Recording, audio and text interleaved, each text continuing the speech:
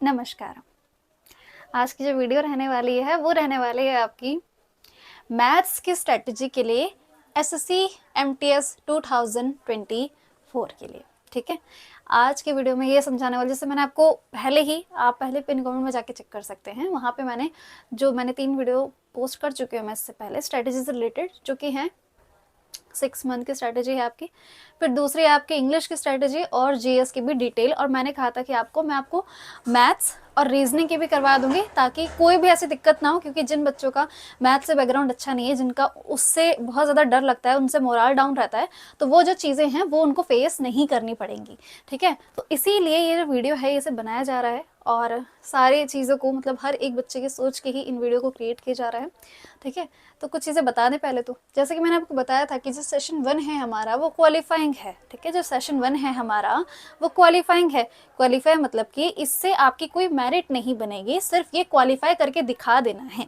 ठीक है, इसके अंदर आपके मैथ्स के 20 क्वेश्चन आएंगे, रीजनिंग के भी आपके 20 क्वेश्चन आएंगे। क्लियर, मतलब टोटल 40 क्वेश्चन है।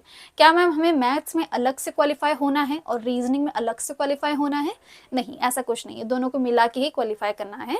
मतलब कि अगर आपके रीजनिंग में अच्छे मार्क्स आते हैं, मैथ्स में नहीं आते, तो कोई दिक्कत नहीं है, बस क्वालिफाई जितना करना है उतना आपका होना चाहिए। मैं इससे आपको 6 मंथ की स्ट्रेटेजी वाली वीडियो में बता चुकी हूँ कि इसके अंदर जो रहने वाली है आपकी जो क्वालिफाइंग के मार्क्स कितने हैं, कितने आपको क्वेश्चन करेक्ट करने होंगे कि आप उस सेशन 1 को क्वालिफाई कर जाए। अगर आप जनरल कैटेगरी से है तो आपको 12, ओबीसी से तो आपको 10 क्वेश्चंस करेक्ट करने हैं, और एससी एसटी से तो सिर्फ आपको 8 क्वेश्चंस करेक्ट करने हैं और आप क्वालिफाई मान लिए जाएंगे। ठीक है, क्वालिफाई करना इतना ज़रूरी है? हाँ, बिल्कुल ज़रूरी है, क्योंकि जब तक आप इसे क्वालिफाई नहीं करेंगे, आपका सेशन 2 मतलब कि इंग्लिश और जीएस जिससे आपकी मेरिट आने वाली है वो चेक नहीं होगा। ऐसा है कि अगर आप इस पर सबसे पहले आपका चेक यही किया जाएगा, सेशन 1 को चेक किया, आप क्वालिफाई हुए, तभी जाके आपका दूसरा वाला सेशन 2 चेक किया जाएगा। अगर आप इसमें डिसक्वालीफाई होते हैं, आपके इतने मार्क्स नहीं आते, तो आपका चेक नहीं किया जाएगा। तो मैम इसका मतलब है कि मैं 12 क्वेश्चन या 10 या 8 मैं अपनी कैटेगरी के हिसाब से उसको कर लूँ, तो मुझे इससे ज़्यादा इसकी मेहनत करने की जरूरत नहीं है। इसका मतलब तो मुझे इसमें पढ़ने की भी जरूरत नहीं है।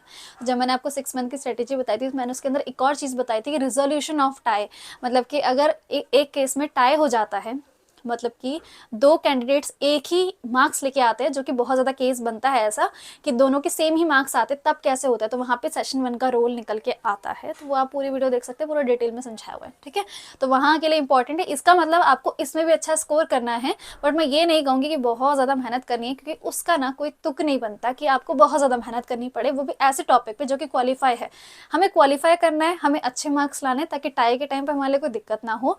बट इसका मतलब ये नहीं है कि हमें इसमें टॉप करना। इसका मतलब ये नहीं कह रही हूँ मैं आपको कि 40 में से 40 क्वेश्चंस का आंसर आपको आना ही चाहिए, ऐसा हो गया तो आप पास नहीं हो, ऐसा कुछ नहीं है। ठीक है, क्वालिफाइंग है तो क्वालिफाई की तरह ही लो, थोड़ी मेहनत कर लो, थोड़ा सा ज़्यादा एक्स्ट्रा कर लो, कि अगर टफ आ भी जाता है तो क्या करने वाले और क्या नहीं करने वाले हैं। ठीक है, और क्या रहने वाला है, ये चीज़ भी आपको पता है कि इसके अंदर नो नेगेटिव मार्किंग है। मतलब कि आप 40 में से 40 क्वेश्चन अटेम्प्ट कर लेते हैं, और अगर आप गलत भी करते हैं तो उसका आपको कोई मार्क्स नहीं काटा जाएगा। बट आपकी जो सेशन 2 है, जिसके अंदर इंग्लिश और जीएस है, उसके अंदर आपकी नेगेटिव मार्किंग लगती है। उसमें 1 मार्क्स की नेगेटिव मार्किंग लगती है। अगर आपने गलत आंसर दिया तो आपका 1 मार्क्स काट लिया जाएगा। बट इसमें काटने का कुछ नहीं है। तो अगर लास्ट के 5 मिनट भी बचे हैं और आप नहीं पेपर अटेम्प्ट हो पाया पूरा, तो बस तुक्के की तरह लगाते जाओ, कुछ ना कुछ तो तुक्के में सही हो ही जाएंगे। अदरवाइज इतना तो टाइम मिलता ही है। हाँ, एक और चीज़, इसको 45 मिनट्स मिलते हैं इसको करने के लिए। ठीक है, 45 मिनट्स आपको प्रोवाइड किए जाते हैं इसको कंप्लीट करने के लिए, इस पूरे उसको, तो जो कि बहुत सफिशिएंट होता है क्वालिफाई करने के बेसिस पे, तो बहुत ज़्यादा। तो जो भी ऐसे होते हैं ना कि जिनका मैथ्स और रीजनिंग से थोड़ा भागते हैं, उनको नहीं पसंद है, तो उनके लिए एसएससी एमटीएस की जो एग्ज़ाम है वो ठीक है, बिकॉज यहाँ पे क्वालिफाइंग है, ज़्यादा मैथ्स का और रीजनिंग का रोल नहीं है, तो उनके लिए शायद ये अच्छी चीज़ है, उनके लिए प्लस पॉइंट हो सकता है। बट कुछ ऐसे लोग भी हैं जिनका मैथ्स और रीजनिंग ये बहुत ज़्यादा स्ट्रॉन्ग होता है, और वो सोचते हैं कि हम इसी से अपनी नैया पार निकालेंगे, बट उनके लिए दुखी वाली खबर हो सकती है कि ये सिर्फ क्वालिफाइंग हो चुका है। ठीक है, तो हर किसी का अलग अलग है। और कुछ इसके अंदर मैं चाहती हूँ कि जैसे मैंने आपको कहा था कि आपको ऐसा नहीं है कि इसको बिल्कुल नेग्लेक्ट कर लेना है। कुछ ऐसे भी होंगे जो आपको मिसगाइड कर सकते हैं कि बहुत ज़्यादा टफ आएगा, तो मैं ऐसे कैसे उसको, एक सेकेंड। तो मैंने आपको कहा था कि इसके अंदर आपको, जैसे उसके अंदर आपको 80% मेहनत करनी है और इसके अंदर सिर्फ 20% मेहनत करनी है, वो भी थोड़ा ऊपर नीचे हो सकता है, डिपेंड कि आपकी मैथ्स और रीजनिंग का कैसा आपका लेवल है, कितनी आपको आती है, कितनी आपको नहीं आती, उसके हिसाब से भी चीज़ें होती है। ये नहीं कि हर किसी को 20% ही करनी है, ये मेरा एस्टिमेट है कि इतना तो करना ही चाहिए। अगर कोई बिल्कुल ऐसे है तो मैं कुछ ऐसा, देखो एक चीज़ अब मैं आपको और समझा देती हूँ कि मैंने इसके यहाँ पे कुछ चैप्टर्स लिख दिए हैं जो कि वेटेज के हिसाब से मैंने लिखे हैं, जो आपको इतना ही करना है और इतने में हो, क्योंकि मैं नहीं कहूँगी कि आपको सारे ही चैप्टर लगा देने हैं अर्थमेटिक के या एडवांस के जो भी हैं, वो सारे लगाने की बिल्कुल भी ज़रूरत नहीं है, क्योंकि सारे का कोई रोल नहीं बनता। हमें सिर्फ क्वालिफाई करना है, हमें इसमें टॉप नहीं करना है, तो वहाँ पर ज़्यादा मेहनत करके कोई फ़ायदा नहीं है। इसीलिए मैं आपको कहूँगी कि मैंने जो चैप्टर्स यहाँ लिखे हैं वही चैप्टर आप कर लीजिए और उतने में ही आपका काम आराम से बन जाएगा। ठीक है, वहाँ पे अच्छे से अटेम्प्ट कर पाएंगे, अच्छा क्वालिफाई कर पाएंगे, आराम से चीज़ें हो जाएंगी, और क्वालिफाई से तो बहुत ज़्यादा ही अच्छे मार्क्स अगर स्कोर कर लेंगे इतने में। ठीक है, ये भी बताऊंगी कितना पढ़ना है कितना नहीं पढ़ना, ये सब चीज़ें। चलो एक बार ये देख लो, चैप्टर्स यहाँ पे लिखे हुए हैं, number system, profit and loss, SICI, mensuration, percentage, ratio, time and work, time and distance. ठीक है, ये सारे आपके टोटल 8 चैप्टर्स यहाँ लिख दिए हैं, और ये जो शुरुआत के 4 चैप्टर है इनका वेटेज SSC MTS में सबसे ज़्यादा है। इससे क्वेश्चन 3-4 क्वेश्चन तो इसमें से देखने को मिलते ही हैं। नंबर सिस्टम, प्रॉफिट लॉस से तो 4 क्वेश्चन तक भी देखने को मिले हैं, कुछ कुछ शिफ्ट में, या फिर ये कहूँ मोस्टली शिफ्ट में आपको इतना देखने को मिल रहे हैं। तो ये शुरुआत के जो हैं इनको, बट क्या हमें मैम शुरुआत के है तो मैं सीधा इन्हीं चैप्टर को कर लूँ? देखो, अगर आपका जो बैकग्राउंड है मैथ्स के साथ वो अच्छा नहीं है, मतलब आपका इतना ज़्यादा अच्छा बॉन्ड नहीं बनता है, पढ़ने में मज़ा नहीं आता है, तो जिनका पहले से है उनको तो डायरेक्टली आप शुरू कर सकते हो। बट मेरा तो यही मानना है, और यही आपको शायद करना भी चाहिए, कि जब भी अगर आप मैथ्स की शुरुआत कर रहे हो तो परसेंटेज और रेशो से कर रहे हो। हर कोई ये तो बता देता है कि पढ़ना है, ये पढ़ना है, पर शुरुआत कहाँ से करें, कहाँ से शुरुआत करना ज़्यादा बेटर रहेगा, कहाँ से नहीं रहेगा, तो ये चीज़ भी मैं आपको बता रही हूँ कि आप परसेंटेज और रेशो से चैप्टर से शुरुआत कर सकते हैं, क्योंकि ये चैप्टर जो होता है वो हर एक चैप्टर में यूज़ हो जाते हैं। परसेंटेज का टॉपिक आपका प्रॉफिट लॉस में भी यूज़ होगा, SICI में भी होगा, हर जगह होता है यूज़, तो इसलिए परसेंटेज और रेशो चैप्टर से आप शुरुआत कर सकते हैं। ये आपका एज अ बेस बनाने का काम करेंगे, जो कि आपको हर एक चैप्टर में यूज़ होगा। ठीक है, तो ये नहीं कि मैंने ऐसे लिख दिया है तो सीधा जाके आप नंबर सिस्टम पकड़ रहे हैं, फिर प्रॉफिट लॉस पकड़ रहे हैं, ऐसी गलतियां मत करना। बेशक इन चैप्टर का रोल जो है, जिनकी वेटेज है वो सिर्फ 1-2 नंबर की ही आ रही है, बट इसका मतलब ये नहीं कि आप शुरुआत यहाँ से करेंगे। शुरुआत आपको यहीं से करनी पड़ेगी, क्योंकि ये आपका बेस बनाने का काम करेंगे। इसके अंदर आप एवरेज को भी जोड़ सकते हैं, बिकॉज एवरेज से एक क्वेश्चन देखने को तो हर शिफ्ट में मिल ही रहा है, और वो एक क्वेश्चन बहुत बेसिक है, तो चाहे वो तो आप नॉर्मली भी कर सकते हैं, बट हाँ एक बार नजर डाल सकते हैं, इसमें एवरेज भी ऐड कर लेना अगर आपको लगता है कि आपको बिल्कुल भी बेसिक नहीं आता है तो, वरना वो लेवल इतना है कि बहुत बहुत मजाक वाला क्वेश्चन है एवरेज का जो भी आ रहा है। ठीक है, यहाँ मैंने लिखा है एडवांस मैथ आपको बिल्कुल भी नहीं छूना है। आपको कुछ लोग ऐसे भी होंगे जो आपको बोले कि एडवांस मैथ करने की जरूरत है। देखो, एक भी क्वेश्चन नहीं आ रहा है, मेरे को नहीं लगता कि एडवांस मैथ SSC MTS के लिए करना जरूरी है, और कोई तुक नहीं बनता उसका, कोई लॉजिक नहीं बनता उसका, तो बिल्कुल भी एडवांस मैथ छूने की जरूरत नहीं है। तो आप बोले कि मैं मेंसुरेशन क्यों आपने इसमें डाल दिया, अभी कह रहे हो एडवांस मैथ नहीं है, मेंसुरेशन को डाल दिया। देखो, जो मेंसुरेशन आ रहा है वो 2D और 3D के हिसाब से होता है ना, तो इसके अंदर बहुत बेसिक मेंसुरेशन आ रहा है, बहुत टफ मेंसुरेशन बिल्कुल भी नहीं आ रहा है। तो बहुत बेसिक से क्वेश्चन, फॉर्मूला बेस्ड क्वेश्चन, सारी चीज़ें प्रोवाइड है, फॉर्मूले में डालना है, आंसर निकालना और काम खत्म होगा। तो उसके सारे फॉर्मूले के ऊपर कमांड होनी चाहिए, और बहुत टफ नहीं आ रहा, बिल्कुल ऐसे नहीं बहुत टफ वाली तुम मेंसुरेशन करके बैठे, वो करने की तुम्हें बिल्कुल भी जरूरत नहीं है। तो बेसिक मेंसुरेशन के फॉर्मूले से आप बिल्कुल लगा सकते हैं, कर सकते हैं, उसने आप काम बन जाएगा। बट एडवांस मैथ्स की तरफ जाने की मत सोचना, अपना टाइम वेस्ट कर रहे हो अगर आप जाने की सोचोगे तो। ठीक है, आपको लगता है कि मैं एक जेन्युइन एडवाइस ही आपको दे रही होंगी, एक बड़ी बहन के नाते, जो भी आप मुझसे बोलना चाहे उसके नाते, तो मान सकते हैं। आगे कुछ चीज़ें नंबर सिस्टम के अंदर मैं बात बताऊं तो इसके अंदर बॉड मास, LCM, HCF ऐसे ही क्वेश्चन आ रहे हैं, बेसिक से क्वेश्चन आ रहे हैं। थोड़े बहुत अपनी कैलकुलेशन पेपर ध्यान देंगे तो आराम से हो जाएगा। जो मैथ्स और रीजनिंग होती है ना, वो साथ साथ चलती है। अब ऐसा नहीं कि मैथ्स और रीजनिंग को अलग अलग करने की सोचे। ऐसा क्यों कह रही हूँ? क्योंकि मैथ्स के अंदर आपकी कैलकुलेशन बढ़ जाती है, वही कैलकुलेशन आपकी रीजनिंग में काम आती है। तो ऐसा समझाने का तरीका है, ये नहीं कि आप 2 चैप्टर को एक साथ करके बैठ रहे हैं। ठीक है, फिर आपका SICI, इसमें बेसिक सा ही क्वेश्चन आ रहा है। प्रॉफिट लॉस के आपके 4 क्वेश्चन भी देखने को मिल रहे हैं कहीं कहीं पे। रेशो का बेसिक सा ही क्वेश्चन है, मतलब ज्यादातर आपके बेसिक क्वेश्चन ही मिल रहे हैं, बहुत टफ क्वेश्चन देखने को आपको बिल्कुल भी नहीं मिलने वाले हैं। और यहाँ पे मैंने एक PYQ मेंशन किया हुआ है, ये इसलिए किया हुआ है कि देखिए, सबसे पहले आपको ये जानना जरूरी है कि आपका लेवल क्या है, आपका SSC MTS के अंदर लेवल क्या है। दूसरी चीज़, वहाँ पे क्या क्वेश्चन पूछे जाएंगे और मुझे कितना आता है ये जानना। तो उसके लिए सबसे पहला काम आप यही करेंगे कि जब भी आप SSC MTS मैथ्स के लिए प्रिपरेशन करने के लिए बैठेंगे, तो सबसे पहला काम आप एक PYQ सॉल्व करेंगे। टोटल 3 से 4 PYQ आप सॉल्व करेंगे, जो कि एग्जैक्ट एग्जाम में उठ के आए थे। मॉक लगाने की मत सोचना, मॉक का कभी कभी ऐसा होता है वो खुद से डिजाइन कर लेते हैं क्वेश्चन, तो नहीं, जो एग्जाम में आए हैं उन्हीं क्वेश्चन को उठा के लगाइए और उन क्वेश्चन को सॉल्व कीजिए और देखिए कि उसका लेवल क्या है।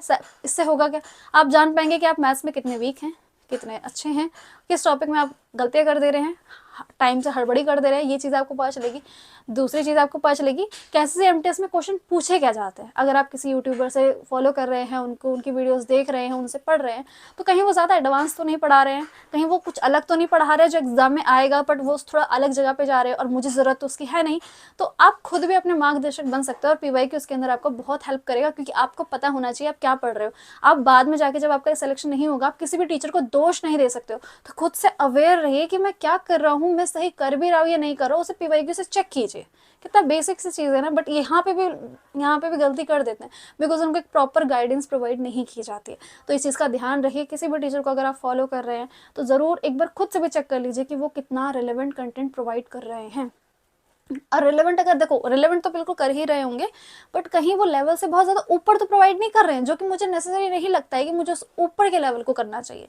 तो लेवल का हिसाब से देख के वो कि आप पीवाईक्यू में बैठेंगे पूरा, जब आप सॉल्व करेंगे तो आपको समझ आएगा कि कितना लेवल होता है, किस चैप्टर से किस तरह के क्वेश्चन आ रहे हैं, ये भी आपको पता चलेगा। मैंने बोला आपको मेंसुरेशन के बेसिक क्वेश्चन, अरे कितना बेसिक क्वेश्चन, ये कैसे पता चलेगा? मैं यहाँ पे लिख के थोड़ी ना दिखा दूंगी अब आपको, मेरा काम यहाँ पे गाइडेंस प्रोवाइड करने का। मैंने आपको बोल दिया पीवाईक्यू, तो आप जाइए पीवाईक्यू सॉल्व कीजिए, देखिए और काम खत्म।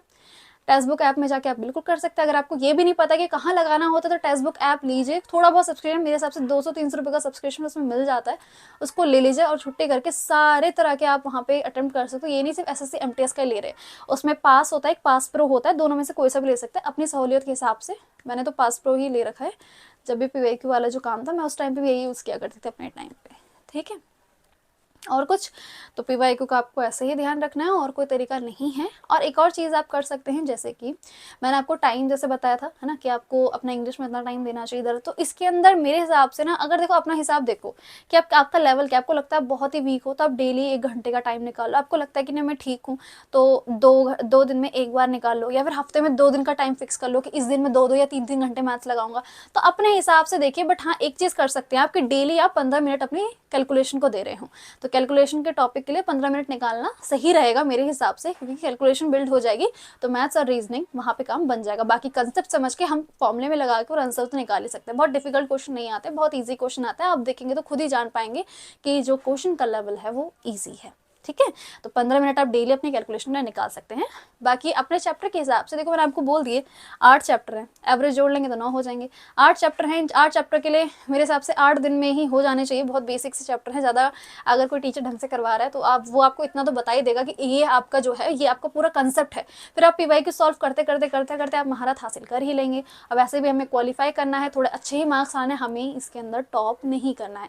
हम मेहनत वहाँ करेंगे जहाँ से हमें मेरिट में फ़ायदा होगा, वहाँ मेरिट में फ़ायदा लेने की हमें कोई ज़रूरत नहीं है जो कि हमें मेरिट देगी ही नहीं, ठीक है। यही तो लॉजिक बनता है ना, इससे ज़्यादा साफ लॉजिक और क्या हो सकता है। इससे ज़्यादा साफ शब्दों में मैं आपको इससे ज़्यादा क्लियर क्या कह सकती हूँ, है ना। तो एक बार अगर आप स्क्रीनशॉट लेना चाहें तो बिल्कुल ले सकते हैं। यहाँ एडवांस मैथ बिल्कुल भी नहीं करना है, छूने की कोशिश भी मत करना।